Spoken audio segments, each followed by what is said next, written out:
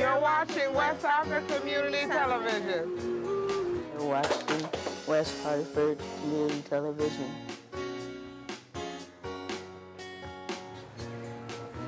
You're watching West Hartford Community Television.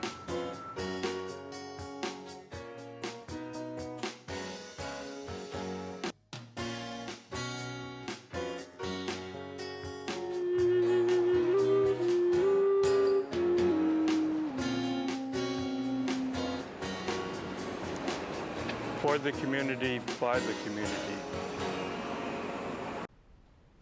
Hello, citizens of West Hartford and viewers abroad, the state of Connecticut. Welcome, welcome, welcome back again to another edition of Lights, Camera, Sports.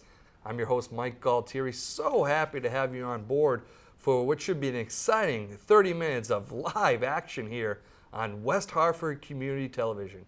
It's September. We took the summer off. We're now back in action for what should be an exciting show. And really, one of the most exciting times of the sports year, this and March Madness as well. But you have the fall, you have the football starting, both college and NFL. And of course, you have Major League Baseball in the pennant swing.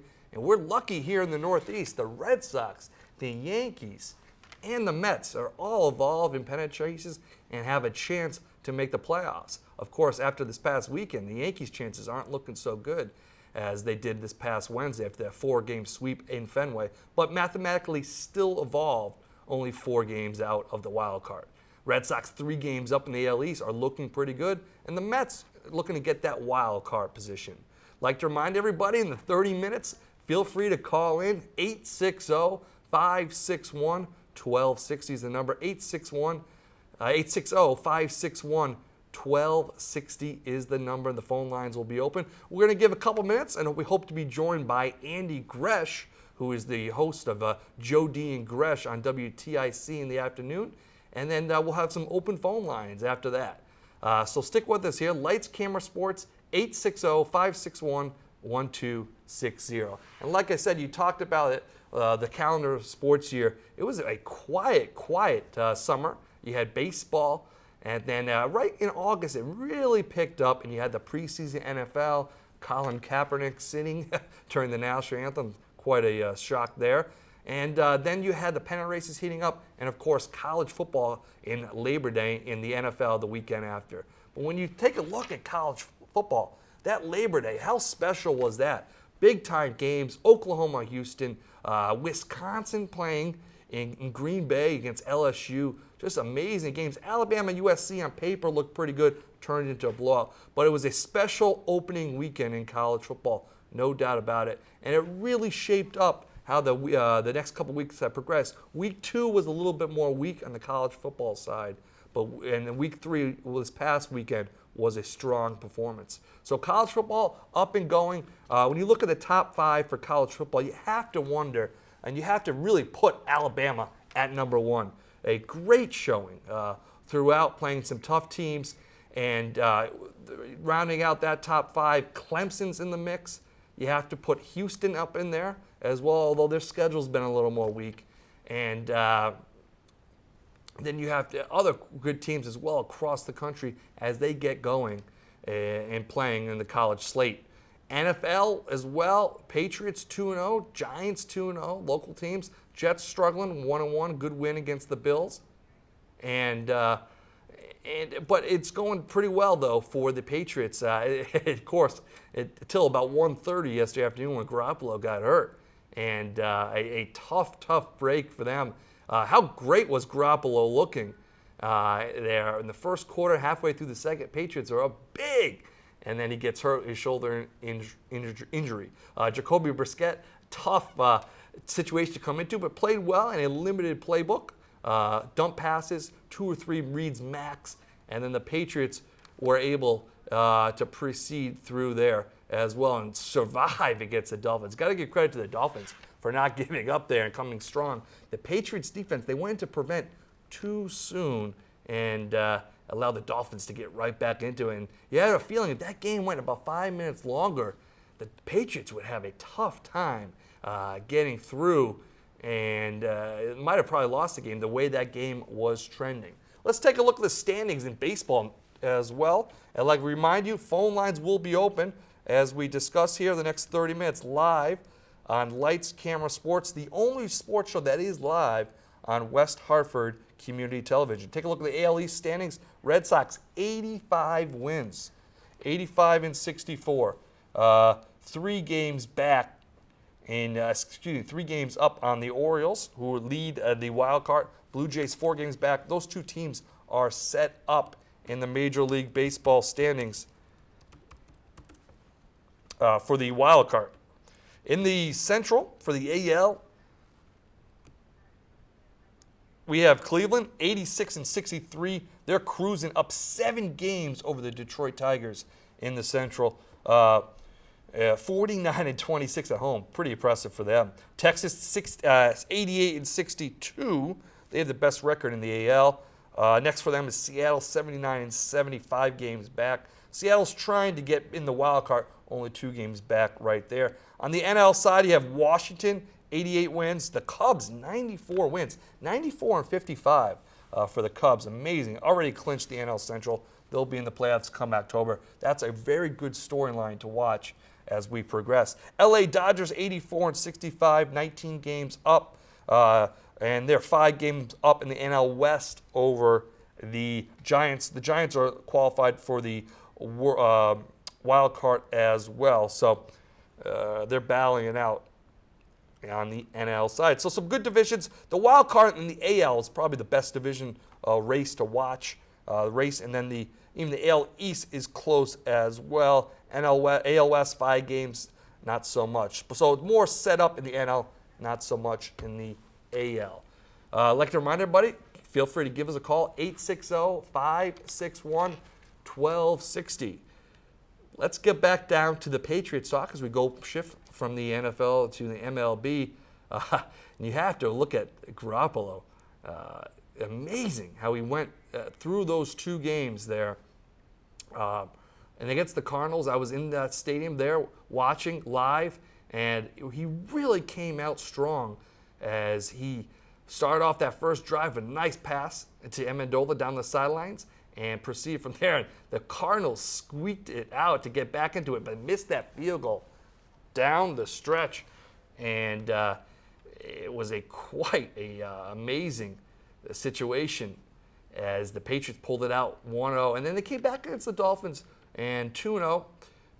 Tough game there. The question the Patriots will have now, when Garoppolo does get healthy and Brady's healthy as well, Garoppolo has 1 year left on his contract. Do you proceed to go with him, keep Garoppolo, or do you ride with Brady, who obviously is 40 years old, and Garoppolo being 24? So that's the main question. The Colts had a similar situation with Luck and Manning back in about 3-4 years ago. They decided to go younger. You have to say it worked out for the Broncos. They won a Super Bowl and appeared in 2 Super Bowls in Manning's last couple of years. So it's a tough call the Patriots have to make. I would go with keeping Brady there longer and letting Garoppolo hit the trade waivers. Really, unfortunately, you have to ride Brady as long as you can. But of course, that's jumping ahead about a year and a half. But if we go down that road, I still you stick with Brady until he can go. The Patriots will have the benefit of watching the next couple months to see how Brady will progress in October and November.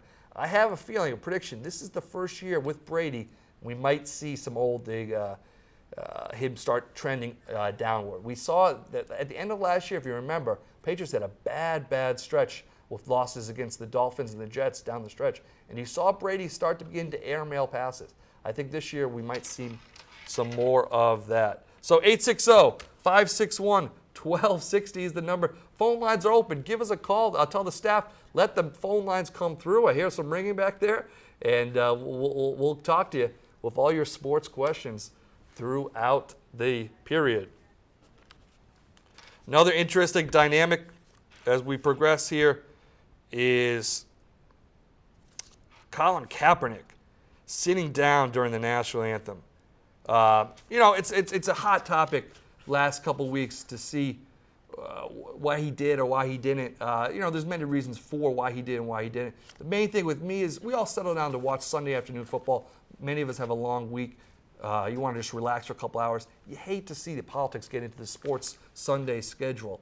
And with that, that's why I really would like to keep the protests outside of the NFL field and dynamic.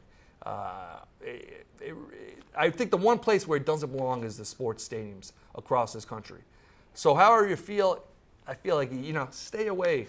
Stand up through the national anthem. We had the 15 years of 9/11 recently, and I think that's the better statement to make is to stand up, no matter which way you fall on that situation. So UConn football too, a big-time win on Saturday, 13-10. They had a victory against Virginia. It was very impressive. UConn went down 10-0 against a good Virginia team in the ACC, but definitely not. I would say top 10 to 14 best on the ACC. They did well. UConn came up with a big win. You have to give them credit. Diaco's defense stepped up down the stretch when they had to. Of course, that kick really helped out as well, missing wide right from 20 yards to get UConn the victory. So UConn now 1-2 and 2-1, looking to get back going as the season progresses, and has a couple big games down the stretch with the American Conference. Hello, we go to the phone lines. Welcome to Lights, Camera, Sports. Hey, Mike, big fan. How you doing? So I was just calling in to talk about my Red Sox for a couple minutes, if that's all right. Yes, yeah, go ahead. I think they've been a really fun team to watch this year. It's been cool, and I want to know how you think they'll fare in the playoffs. Yes, the Red Sox. Now, they've had up and down stretches. Obviously, the offense has been a lot more progressive ahead of the pitching and defense, which has been lagging behind. But they can put up runs. They have all the dominant stats on the offensive side of the ball in the AL. The question is, how will the pitching usually survive? Going to the playoffs as a baseball team, I'd rather have good pitching than good hitting if you had to pick one or the other. Obviously, you want both things doing well. But you get those in the playoffs. You always get those tight situations. Second and third, one out in the eighth inning, game 4 of a 7-game series where you need that out to save the series. And can the pitching, the bullpen especially, get the job done? I'm not sure the Red Sox have that to survive as you get in the ALCS and the World Series if they do. Obviously, I think fans' perspective on the appetite, a Cubs-Red Sox World Series would be really, really interesting. Theo Epstein obviously brought World Series titles, 2 of the last 3 for the Red Sox in 04 and 07. Now he's with the Cubs. They've done well. This is finally, you would think, on the NL side, the Cubs' year to get to the World Series. So that would be, I think, the most interesting matchup and one nationally who most fans would like to see. Yeah, I agree. I think that AL East with the Blue Jays, too, have a lot of hitting. So I do agree that the bullpen might be an issue for the Red Sox. So they're just going to need their guys like Big Papi to put up a lot of runs, right? Yeah. With the Blue Jays, though, they got to make the playoffs. They're there right now, the second wild card, but they got to survive that one-game playoff. It's very difficult to do that and then win that and then go into a longer playoff series, a 7-game set. A 5-game playoffs in the division, then 7 in the ALCS. But I really, really like that one-game playoff for the wild card for 3 reasons. First, it puts the emphasis to win the division, and as the season progresses, that what used to fall behind, where it didn't really matter. You won the wild card, you won the division, you played a playoff series, you had home field, and that was it. Secondly, it gets more teams involved with 2 teams making the wild card. More teams have a chance to make it. And that helps out as well. And thirdly, it's exciting. A 1-game playoff on October 1st to conclude the year really gets the playoffs going to a good start. So I really like the idea of 2 teams making the wild card for both the AL and the NL. What's your prediction for who's going to make the World Series and win the World Series? Well, like you said, it's the Cubs here in the NL, so I think we'll see them. And then as far as the AL is concerned, I really think my Sox have a good chance at it. Yeah. And as far as the history is concerned, the Red Sox-Cubs World Series would be huge for baseball in general. Yep. You have 1908 of the Cubs, I believe, yeah. And, of course, the Red Sox were 1918 up until 2004. So you have that history, 2 good ballparks, old historic ballparks. So it would be interesting. Watch out for Cleveland Indians, though, and the Rangers. The AL is very, very tough. I like the Cubs' chances more to make the World Series than the Red Sox. All right. Thanks, Mike. All right. Well, thanks so much for the call. Appreciate it. And you're right. The call brings up some good points. With the Cubs, Red Sox, you have to think that they would be the 2 teams that are most interesting for the national perspective for the World Series. The baseball really needs a strong World Series. The ratings have been down year after year, especially compared to the NFL. It's amazing. It's that Sunday night World Series game matching up against a Sunday night October football game. The football game has won the battle between those two consistently for about the last 10 years now. Baseball is trending older fans, and football has more of a younger fans. So it's not a good trend for MLB. They need definitely a kickstart to get going.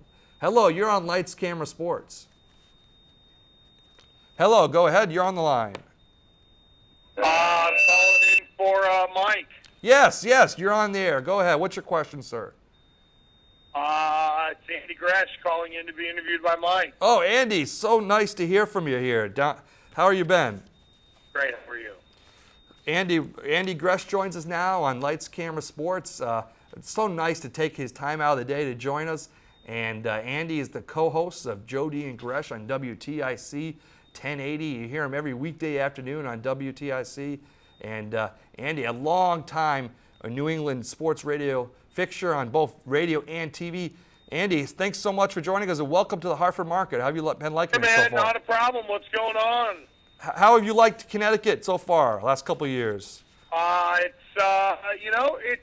good. It's nice to be able to talk college, which has always been a passion of mine, doing college football. So it's good to be in a place where you can talk about the pros and where people appreciate college sports, which is I love doing college football games. It's a ton of fun.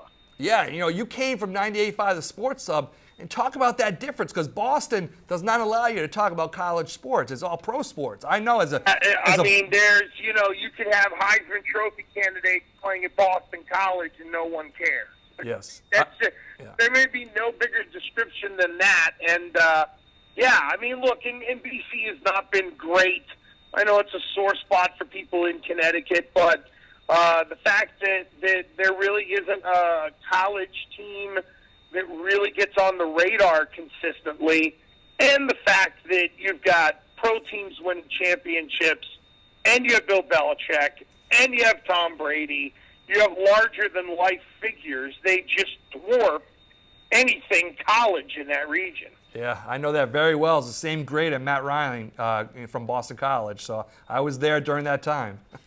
And at the time I was on the Patriots Radio Network, and, people would be like, oh, yeah, isn't that good quarterback at BC? Not even equating him to being a Heisman Trophy candidate. So it just gets lost in the shuffle up there. No question. Andy, I'd like to talk about your life, too, as well. You grew up in Carmichael's, PA. Did you play? I know you played football growing up. Did you play any other sports? Yeah, I did. I did baseball, and I was a little late to basketball. But yeah, it was really football. When you're in Western Pennsylvania, you're either a football player or you're wrestling. And I believe it as much as I'm a pro wrestling fan. I never got into amateur wrestling very much or anything like that. I was just more about eating chicken, lifting weights at 12 years old, and playing football. And the thing that I always appreciated about playing football down there was everybody got to play Pee-wee. Here we got these stupid 130 or 40-pound weight limits or something. Yes. The league that I played in Pee-wee football, if you were under 140 pounds, you were a skill player. And when you were over, you were on the line of scrimmage or a linebacker or something like that. Now, mind you, at 12 years old, I was also just under 6'3" and 225 pounds. So when I played Little League, my mom had to bring the birth certificate to the game, and 6 games into what would have been my last year at Little League, my 12-year-old year, this woman got too uppity with my mom. She punched her in the stands, which was awesome. I only played 6 of the 12 games that year. They threw me out of the league, but they brought me back for the All-Star team. So in the end, I guess I won. Wow, that's pretty. I don't know if I've ever heard of a 6'3" 12-year-old. Oh, I got pictures of it. In fact, when I played Pee Wee football, because you could go up to 13, but these were all 12-year-olds, there was one kid who ended up going to play football at Tulsa, another who played at Waynesburg, Pennsylvania. But basically, we had these big kids. So I had a Hawaiian buddy, Earl Chun, who played at Waynesburg for a little bit. He was 240 pounds at 12 years old. Yeah. The other kid, his name was Jimmy Jones. He ended up playing at Tulsa at least for a little bit. He was over 200 pounds. Yes. And we had this one kid, Dean Swaney, who I think might have had like a gland problem or something. He was like 275. He was just a fat kid. So we played this team in Brave, West Virginia. No word of a lie. The field went uphill. Someone leaned on one of the goalposts in the pregame and it fell over, so we had to kick down the other end. Their coach said that if you put your 5 biggest kids on the field, we're pulling ours. So I was the kicker, and I went out for the opening kickoff, and they pulled their kids off the field so that basically our offensive line didn't play because we had such big kids down there in Western Pennsylvania. It was pretty interesting. And for another point of reference, when I was in 9th grade, I got to, flirt with the varsity football team a little bit because they had junior high and Yes. high school and all that stuff. So in 10th grade in Western Pennsylvania, I was a tight end and an outside linebacker. And when I moved to Westerly, Rhode Island that year, which was middle of December of my sophomore year, I walked in and I told them I'm a tight end and an outside linebacker, and the coach laughed and said, "Yeah, you're a lineman now." So that's a great transition. You moved to Rhode Island, and then you eventually play for the URI Rams, University of Rhode Island Rams. Talk about that transition into college. Yeah, I mean, I stayed close for a myriad of reasons, and we sucked. I mean, they still stink, but we had the one year where we were 7-4, and we lost to Brown, which was hideous, and it kept us out of the playoffs that year. We lost at the very end in '95 to Tubby Raymond's Delaware team. I think the final was 24-19. But one of our big wins of the year was when Skip Holtz was at UConn, and they came to Kingston and played us on homecoming in a driving rainstorm.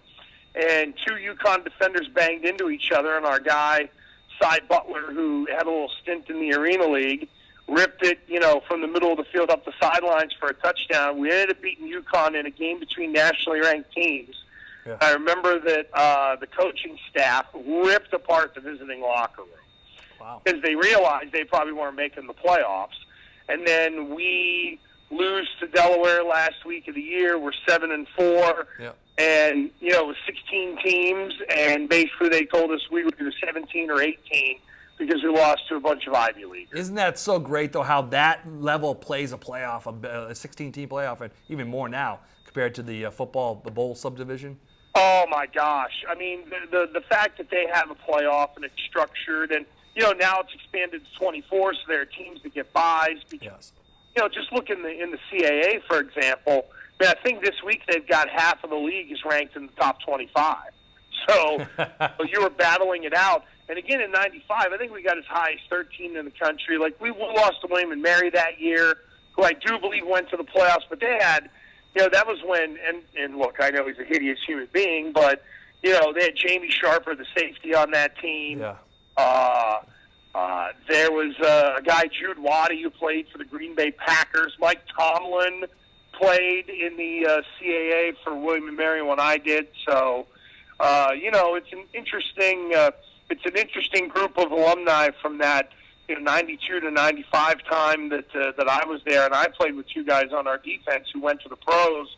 Lou D'Agostino played for the Jets, and Frank Ferrara ended up playing for the Giants. And was a big part of that game out in San Francisco when the refs blew the call on the field goal or the PAT, whatever it was, about the guy being downfield. It was a mess. But, yeah, I mean, even though the program wasn't great, there were at least still a couple of players that came out of there. Yeah, it's great college stories there, right there. Now, and real quick, let me give you another one. The coaching staff had on it, and this is insane.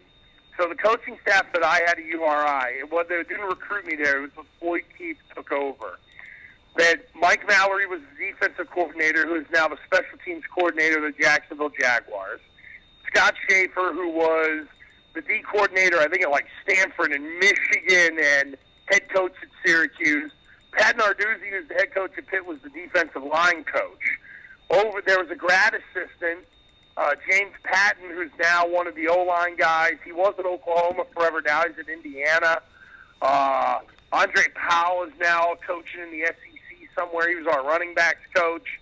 And Dan Roshar, who was my first offensive line coach under Floyd Keith, is, I do believe, still at Michigan State, and he might even be the offensive coordinator there. So we had great coaches, just crappy players. And then now let's talk about your transition from URI. I know you were very involved with broadcasting early on. In fact, you took the train from Rhode Island, Westerly, Rhode Island, to WFAN. Talk about your internship experience at WFAN that transitioned you from a football player to a broadcaster. Dude, it was awesome. I mean, you kidding me? It was #1 sports station in the country. It's the original. And, the way they structured it, I was doing 2 to 7 p.m. on Mondays to where I'm working with Mike and the Mad Dog, and that's where I met Chris Russo, who I worked for later. What was he like? What was Mad Dog Russo like to work with? Well, I mean, those two, it's everything that you've ever read about them. Like, they coexisted, but they had very different points of view on everything, including each other. And I mean, Doggy and I got along well. I get along with Francesa well, too. I mean, at Francesa's core, he's a football guy. He likes to sit around and just BS like crazy about football. And then I'd go stay at a teammate's house over in Newark, New Jersey, and I would say to him, I'm like, man, what if we get stuck up or something? He's like, listen. He's like, you're a big white dude. Just make your eyes really big. They'll think you're crazy. They'll leave you alone. Hey. And then I do Tuesdays, 9 a.m. to 2 p.m., so I'd work with Imus. And at the time, Steve Summers and Russ Salzberg. Wow. Summers is amazing. Salzberg is an ass beyond belief.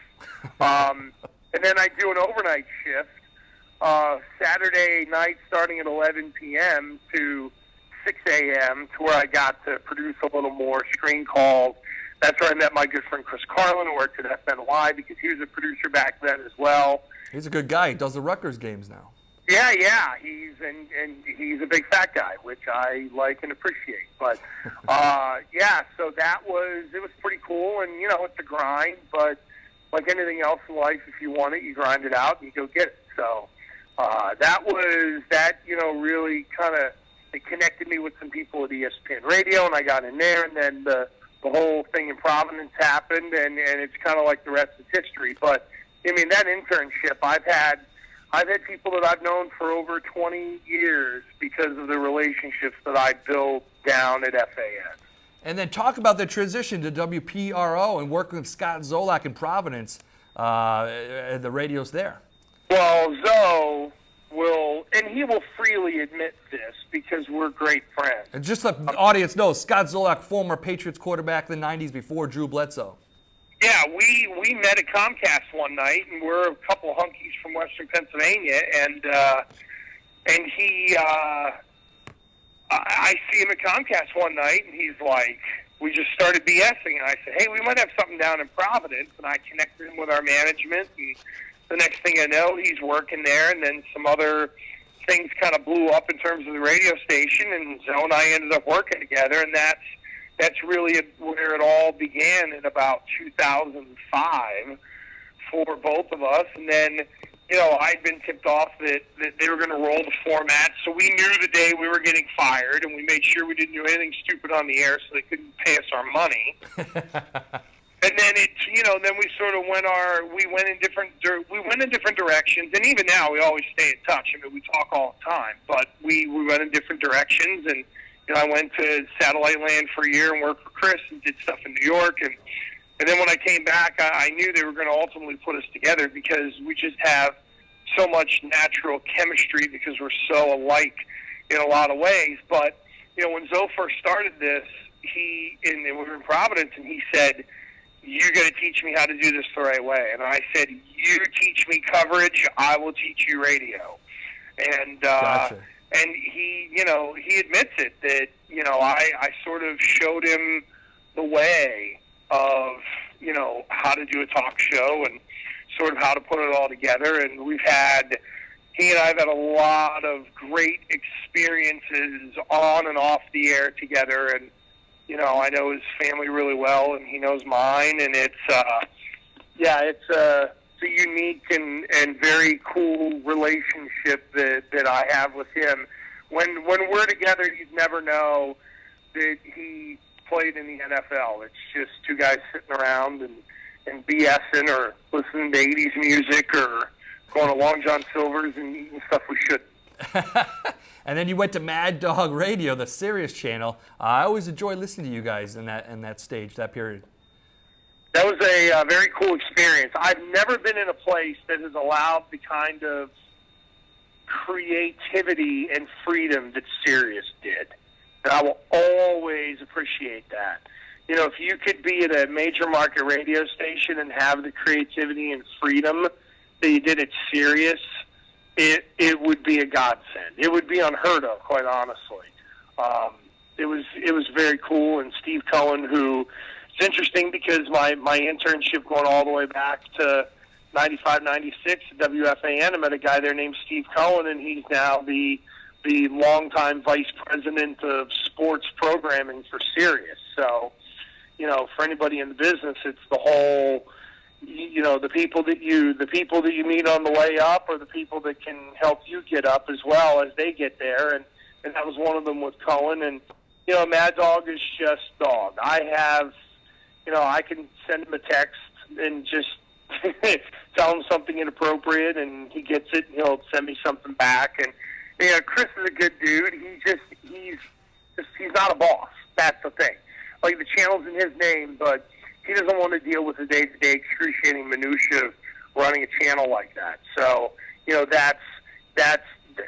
I think he's kind of realized that, and they got a good lineup down there. And pretty much everybody on that air down there are my friends on that channel, and it was a good year experience to go down there and do it, and then to be able to do television on a daily basis with Brandon Tierney on SNY was just a ton of fun. I love working with Tierney. He's a good dude. And then so that transition, that you got more TV, radio work, and then I think a lot of people watching now would remember you now. Your next transition, your step, 98.5, the Sports Hub in Boston. I remember when I was in college, BC, the new station was forming to rival WEEI, and it took off and it did well, and you guys did well up there as well in the Boston market. Oh, look, it was fun to slay the dragon because, half of the people that work across the street in the competition are a bunch of jackwagons and a-holes and people that I can't stand, and they don't like me, and that's totally fine. That's life, and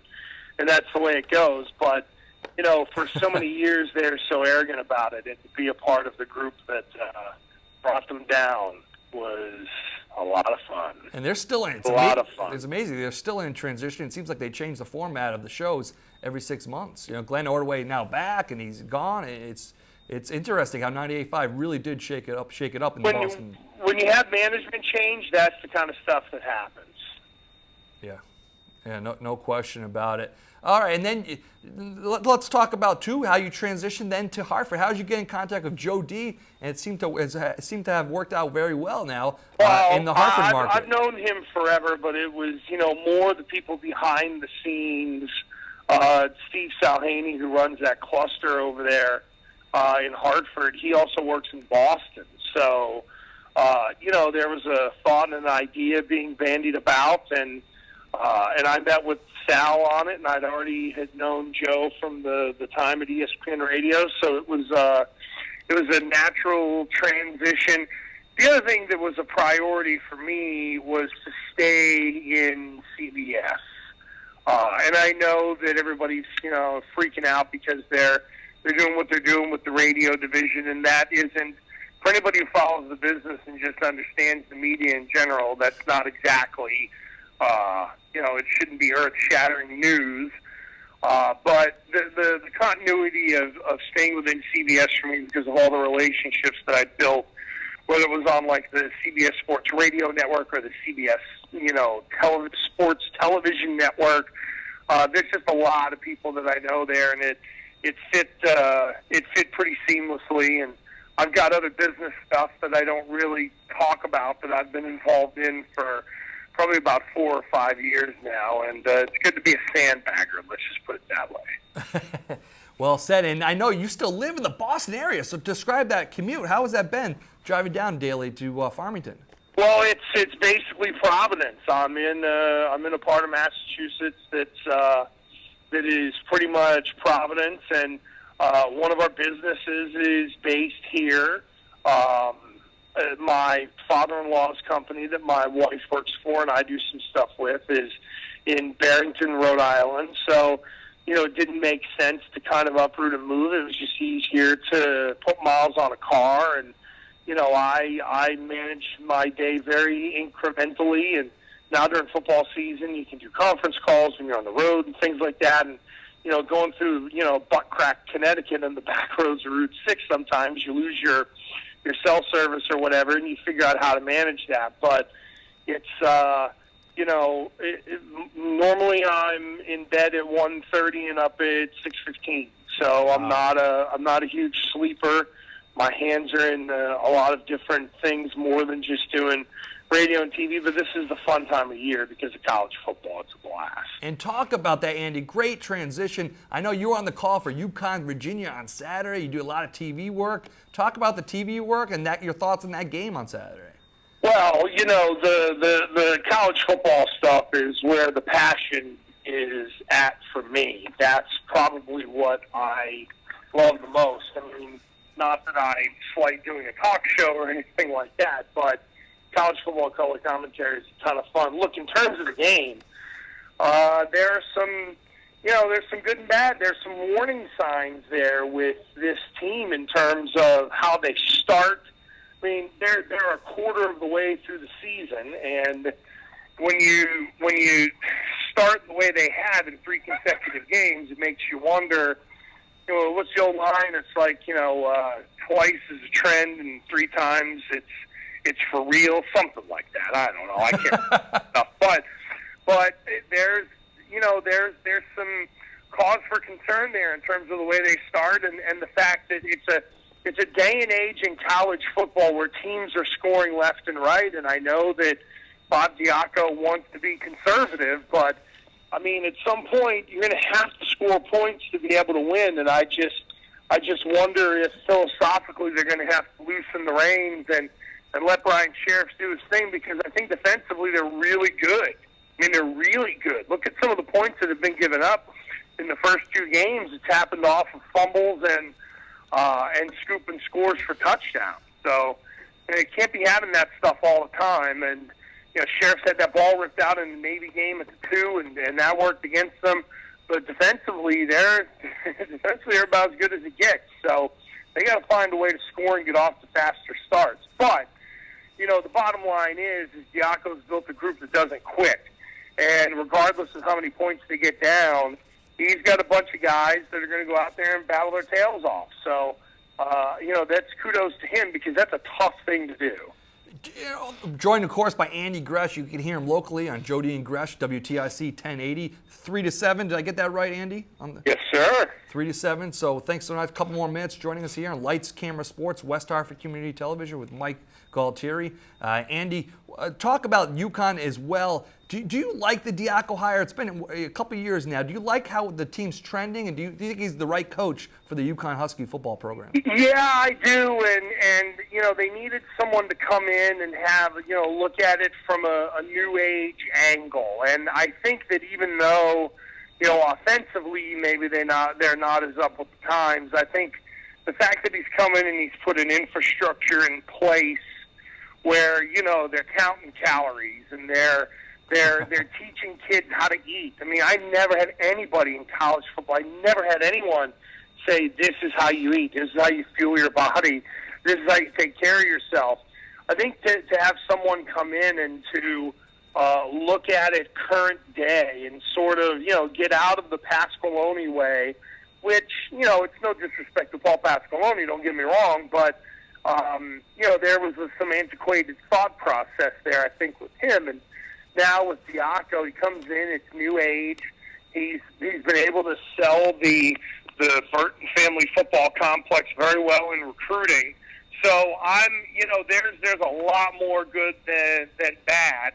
And I think sometimes we forget that even though this guy was a defensive coordinator at Notre Dame and has been a bunch of places, he's a first-time head coach. And, Yes. you know, he's going to make mistakes as well. The thing that I like is, you know, everybody has kind of misconstrued him talking about, we do things with great care and great love.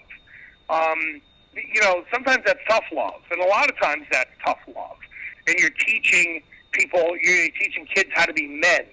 And I think he's done a really good job with that. So, look, I think at some point someone's going to come calling, and he's going to get, you know, $3.5 or $4 million from somebody, and he'll have an opportunity to bounce and go to another program if UConn can have an 8 or 9 win season.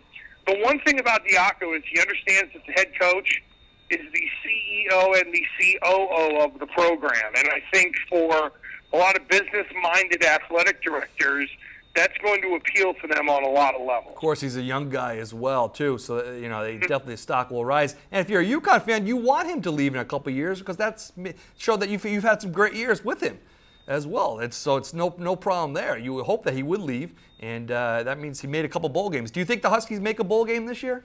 Yeah, I think they do because the league is a little down. I think there are teams that they're better than. You know, they can beat UCF. They can beat East Carolina. I don't think Temple has a great team this year the way they did last year. And I think defensively they're going to be in a lot of games. Now, you know, they're going to get to 8 wins. Yeah, I don't know. I think if they can beat Cincinnati in their 3-game stretch where they deal with Houston, Cincinnati, and then USF, yeah, they might be able to get to 8 wins and get up into a better bowl. I wish I knew that I could say that they can score 21 to 24 every game. Then it would make me feel a lot better with the kind of defense that they have. But I think the schedule sets up pretty well for them. If they can get a signature win along the way in that free block of teams that I kind of mentioned there, you know, or maybe even beating Boston College, depending on the kind of year that BC has. I had BC UMass, you know, a little over a week ago, and BC's a pretty good team. They got Patrick Tolles in their quarterback, the kid who transferred in from Kentucky, and he's every bit of 253 pounds that, you know, they list him on the depth chart. But yes, I think they go bowling again this year, and hopefully, even if it's, you know, the Boca Raton Bowl or the St. Petersburg Bowl, that 2 years in a row will bring more UConn fans out on the road to travel and support them. Yeah, and kind of get back to that Randy Edsall era, culminating with the Fiesta Bowl. So. Yeah, I mean, look, if they can, and the format's completely different, so, you know, it becomes much more difficult. But one thing I do know is that the American Athletic Conference is getting a ton of respect, in part because of Tom Herman in Houston. So, yes, you know, the league. The league is not going to hold them back. You know, if UConn playing in the AAC, if UConn went 11-1, they're going to be in the mix to go to a big-time bowl game. So no question about it. You know, the excuse of the league is all gone. And look, you know, if they went to the Big 12, the Big 12's garbage right now. Their football is more like arena football, for God's sake. Well, that's a great segue to my next question. Last question about UConn football. Do you think they end up in the Big 12 3 years from now? No, I don't, and I just don't see the stars aligning. I mean, if the Big 12 came to their senses, what they would do is add 2 full members and then just add 2 football members. And if it's 2 and that's it, then UConn doesn't get in. If it's 2 full members and then to football members, I definitely think there is a chance for them to be in there. But quite honestly, I think we're going to see another round of the big conferences like the ACC and the Big Ten. They're going to go to 16. They're going to eventually go to power conferences. And I just think that if nothing materializes for UConn, once the ACC, 6-7 years down the road, decides to add 2 more teams, that's where they're going to be in play. And I think UConn's a much better play for the ACC, much better geographical situation for them. What ACC should do is make Notre Dame a full-time member and then add UConn. I mean, that would be a coup for them. I mean, hell, even if the ACC just added Notre Dame in football and then went to 15 with UConn, I'm with you. That could definitely work. Okay, Andy, quickly before I let you go, joined by Andy Gresh, by the way, Joe D. and Gresh, WTIC, 1083-7 in the Hartford market. And all you people in Massachusetts, it extends WTIC all the way to Worcester. You can get the 50,000-watt signal WTIC even down in the Stamford, New York area as well. Got a ton of people on both ends who reach out to me all the time. It's the flamethrower for a reason. No question about it. Let's just quick transition before I let you go. Andy, the Patriots, yesterday, quite an eventful day. First of all, your thoughts on Garoppolo. I saw him in person out in Arizona. I was out at the game and very impressed. Obviously, yesterday impressed as well. And then, boom, he gets hurt. Yeah, holding on to the football a little too long, and that's something that would get coached out of a quarterback with reps, and you can only do it when they're in the game. So, they needed to kind of cross that bridge. I thought Garoppolo, in the time that he's been able to play, he's shown that he's a legitimate NFL quarterback. And if you're not enamored with next year's quarterback class, which is going to be Deshaun Watson, maybe Kaiser from Notre Dame, and then the rest will be up to conjecture. You could do a hell of a lot worse than getting Jimmy Garoppolo, who's already got some experience. And look, let's face it, he played under Bill Belichick. He's worked with Tom Brady. He's been around great people to learn great habits and to be able to impart it on other teammates. I think there is an intrinsic value there. So, look, I saw Manish Mehta of the New York Daily News today writing about the Patriots will be looking up in the standings to the Jets. Like, come on now. Like, look, this Thursday it's going to be tough because you got to get a quarterback ready who's never really played on a short week, and you're playing a group defensively that can get after it in Houston. But we really think even with Jacoby Brissett, they're going to lose to the Bills. Like, that just doesn't happen under Belichick. So if any of us would have said, from a Patriots perspective, they're 3-1. Doesn't matter how we get there, they're 3-1 when Brady came back. Everybody would sign up for it in a heartbeat, and I think ultimately that's what they're going to be. They'll be 3-1 when Brady comes back. And if they're 2-2, then Brady will be even more ticked off, and you own him in fantasy because he'll win you a championship. Now, and Andy, this is fine. That's 4-game transition here. But I think the big question, the Patriots, 2 to 3 years down the road, which route do they take? An older Brady, or do they dump him and go with the young Garoppolo, sort of like the Colts did with Andrew Luck and Peyton Manning a couple of years back? Which way do you think the Patriots go? Yeah, Jimmy G will be gone because I think somebody is going to give them something that they're really going to want. The quarterback replacement for Tom Brady is not on this roster right now. Okay, interesting thought. I would say for the next 2 to 3 years, Belichick's going to ride it out with Brady. But I will tell you this. Bill Belichick will be here past Tom Brady. And Bill Belichick, I think, will coach until he's about 70 years old and will prove to people that it wasn't just having a great quarterback in Tom Brady, that he can put together a championship organization and go out and find the next guy who can play the position and coach them up. There's no one in the NFL, maybe no one in the history of the NFL, who has had the kind of setup that Bill Belichick does. And it doesn't matter whether Brady's there or not. He is going to be very meticulous before he gives up that kind of power because he gets everything he wants. And he gets to shop for the groceries. He gets to pick when they practice, where they go to practice, all that kind of stuff. He's got complete trust in the owner. I mean, the reason it's the second most valuable franchise in the NFL, it really isn't because of Tom Brady. It's because of Bill Belichick. Yep, and you know Bob Kraft will transition to Jonathan Kraft, and it will be the same story as we progress in the next 5-10 years with the Patriots. I would think so, definitely. And then short term, Andy, we talked about the long-term outlook for the Patriots. Short term, who's the backup quarterback for the Patriots on Sunday? Well, on Thursday... Thursday. I still think it's going to be Jimmy G. I think they're going to have him suited up, and they're going to protect Jacoby Brissett like crazy. And that's why I think Thursday's game is going to be difficult against Houston. But, again, against the Bills, they always find a way to beat the Bills. I think they're going to try to leg that with Jimmy G. Belichick did say something interesting today on the radio, which kind of made you believe that they would go get someone. I think if they're going to get someone, they're going to bring them in on, Wednesday. Because they'll give Garoppolo every opportunity to see if he can really fight through the pain, which is really what it's about. And if he can fight through the pain to be able to be the backup, and even if it's just going in and handing it off or throwing certain kind of throws, then they'll try to limp it through to get to Brady in a couple weeks. Because the one thing they don't want to do is sacrifice another roster spot to bring in somebody that isn't going to play. Yeah, well said, well said. Well, Andy, we covered a lot of topics. Your career, the Patriots, UConn. Thanks so much for joining us here. You can hear Andy weekdays on WTIC. You could also watch him on, I believe, Sunday nights, right? WPRI in Providence with the Patriots recap show.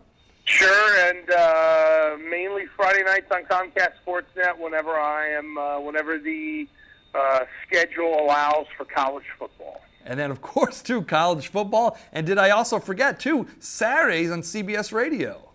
Yes, that is on hiatus for now because I'm doing the college stuff. But as soon as the college season is over, I have the high school games for Kraft Productions on the first Saturday of December. They do 6 high school football games in Gillette Stadium, and Eric Fried and I call all 6 of those consecutively. And then the Gresh Show on CBS Sports Radio picks back up again right around December 10th, I think it is, or something like that. So, there's no reason from Maine to New York. Everyone can hear and see Andy Gresh. Yep. And now you've been heard in West Hartford, Andy. So thanks so much for coming on Lights, Camera, Sports, and take some time to talk about Northeast sports. No problem. Have a good one. Thanks. Okay, so long, everyone. And so long, Andy. I'd like to thank everybody for listening and watching Lights, Camera, Sports. A very big thanks to Andy Gresh. You can hear him on Jody and Gresh on WTIC. And, it's an exciting time of year. I opened the show up as September has kicked off college football, NFL, MLB. It should be exciting as we progress next into October, and we will be back in October on Lights, Camera, Sports. So thanks so much for all the staff here, Brian Davis on camera, the interns, and everyone in the whole production, West Hartford TV. It has been an exciting show here in September. We'll see you back in October. Mike Galtieri saying so long.